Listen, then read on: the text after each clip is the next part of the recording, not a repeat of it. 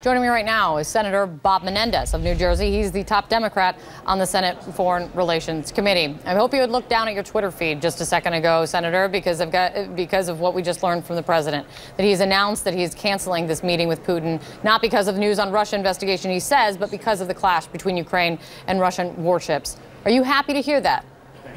No, I would have liked him to meet Putin and challenge Putin, to find his spine as it relates to Putin's violation of the international order, as well as the cyber attacks on our own democracy.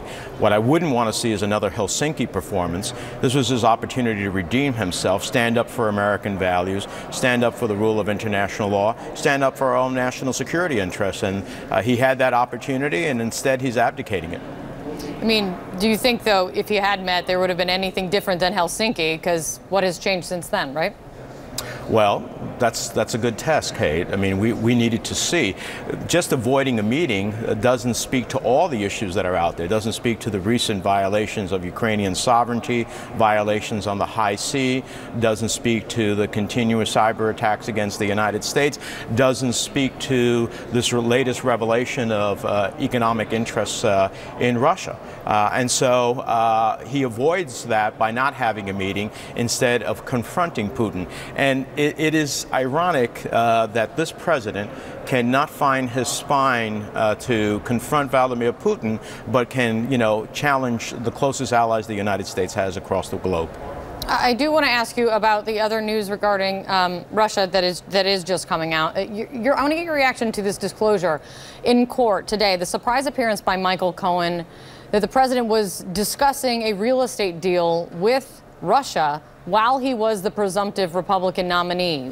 The discussion's going much further into 2016 than had previously been known, according to Michael Cohen. Well, it says a lot of things. Number one is there's a lot of people around President Trump who are willing to lie for him, it seems. And the reason to do that is only to protect him from potentially challenging or legal issues. Number two is the tentacles into Russia continue to grow as we find out more information. And number three, this once again speaks loudly as to why the president should release all of his tax returns so that we can understand the degree of interest that he has in Russia, and if that's affecting his foreign policy views as it relates to Russia, because as I said, he never seems to be able to stand up to Vladimir Putin. Michael Cohen admits today that he misled, made misstatements to Congress. He misled your colleagues in the Intelligence Committee, he says. Does this make his statements today any less reliable for you? Does it make it what? Less reliable for you, what he's saying today when he says he is telling the truth now about when Donald Trump knew about these Russia deals and how much he knew?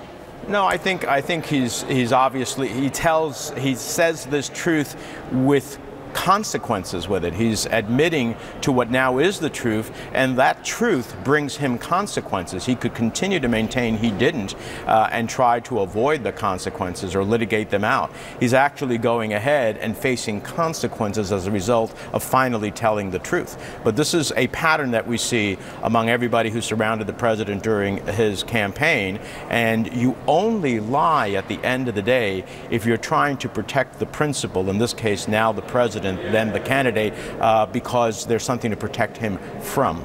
Of course, Donald Trump just this morning says that Michael Cohen is today the liar, calling him a weak person. The president has many times said that he has zero ties, zero investments in Russia.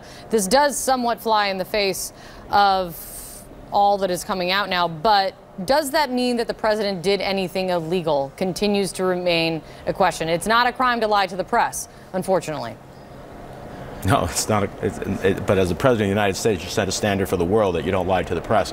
Look, we don't know. That's why Robert Mueller's investigation is so important. We will ultimately know all of the facts because he seems to have more of the facts, and more people plead guilty and are found guilty at the end of the day. But what we do know is there are far more tentacles into Russia than have previously been disclosed. And so one has a legitimate question as to whether, number one, he does have economic interests there that are affecting his judgment, whether oligarchs have invested into his businesses even before he decided to run for president, whether those oligarchs are creating pressures on the president. And lastly, does all of this affect the way in which he responds to Russia, which seems to be incredibly benign at a time in which Putin is violating the international order left and right, and Putin only understands strength. And for so long as he continued to do what he's done, for example, in Ukraine, in taking those ships, arresting the sailors, violating international law on the high seas,